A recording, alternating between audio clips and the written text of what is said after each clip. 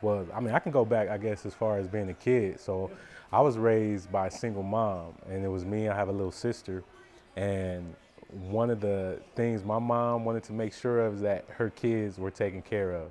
Her kids looked a certain way. Her kids, like, we had a standard, the way we wore our clothes, the way our hygiene, everything. So one of her biggest things was my hair. So it was like, you're gonna be in the barbershop every other week. You're gonna get your hair cut whether you like it or not, because she was just setting standards for me. So in being forced to get haircuts and be in a barbershop, I started to love it. So the routine was every Saturday you wake up, or not every, we was going every other week. So every other Saturday you wake up, you in the barbershop, and now I'm sitting there, I'm looking around, I'm seeing like all walks of life. Like our shop in the neighborhood was like the epicenter of the neighborhood. So all walks of life came through. Like we had what you would consider maybe a negative, we had the positive, we had the blue collars, everybody came through there. So as I sat in the shop, I just started to fall in love with the interaction with the barber. With like the barber seemed like they was the coolest dudes in the neighborhood. It seemed like they had the latest whatever, whether it's car, clothes, shoes, whatever. And so I started to recognize that. I'm like, I think I want to be one of these dudes.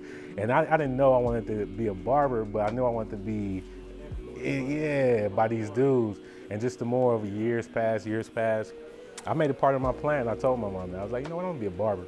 I'm gonna own barbershops, and I want to be one of these dudes. And she's like, okay. So fast forward a little bit, high school, you know, high school is kind of an environment. They teach you to be a worker. They teach you to work for somebody. And so they preach college, which I have nothing against college, but it's not for everybody. So anyway, I started that route, the college route. I just started at a JC. And in that JC, when it became time to pick a career or a major, I found myself just looking to see what makes the most money.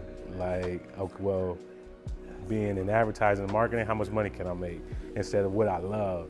And so I think I got to the second year and it was time, okay, you're gonna transfer, you're gonna graduate, get this AA, what you gonna do?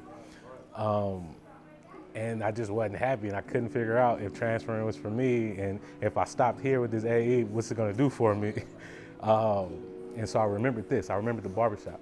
And I remember I sat my mom down. I'm like, I think I'm done with school. And I expected like some kickback, like some like nah, you're gonna get this diploma. But she was like, well, what do you want to do? I said, well, I'm gonna be a barber. I'm gonna jump in barber school. And she's like, well, yeah, you always said that's what you're gonna do. So with her. At this time, I had to be maybe 19. Yeah, no, I was 20. I was 20 actually. And she said, yeah, this is what you said you're gonna do. And so she supported me. So I left school, jumped in barber school, just went the traditional route.